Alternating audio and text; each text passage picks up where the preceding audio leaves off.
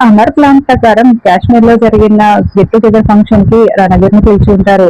రణవీర్ ముందు వెనక ఆలోచించకుండా అమర్ పిలవగానే ఫంక్షన్ కి వచ్చి ఉంటాడు.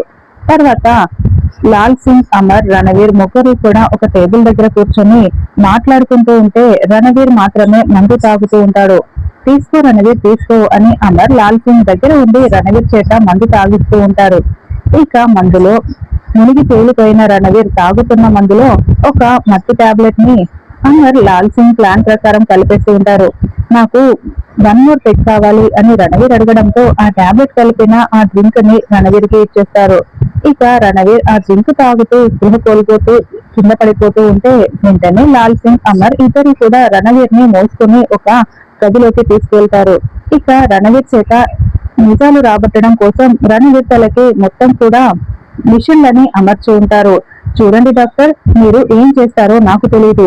ఇతను తన వైఫ్ పేరేంటో మాకు ఈ రోజు చెప్పి తీరాల్సిందే. ఇతని చేత అన్ని నిజాలు రాబట్టాలి అని అమర్ చెప్తూ ఉంటే, అవును డాక్టర్, మాకు ఇది చాలా అవసరం అని లాల్ సింగ్ కూడా చెప్తూ ఉంటాడు. మీరేమీ టెన్షన్ పడకండి అమరేంద్ర గారు, నేను అన్ని విషయాలు రాబడతాను కదా. ఇప్పుడు ఇతను మనకు బాగా సహకరిస్తాడు. నేను మొత్తం కూడా అలా అరేంజ్ చేశాను అని డాక్టర్ చెప్తూ ఉంటాడు. మీ పేరేంటో చెప్పండి అని డాక్టర్ అంటే రణవీర్ అని రణవీర్ చెప్తాడు. మీకు పెళ్లి ఉందా అని డాక్టర్ అడగడంతో అయ్యింది అని రణవీర్ చెప్తాడు.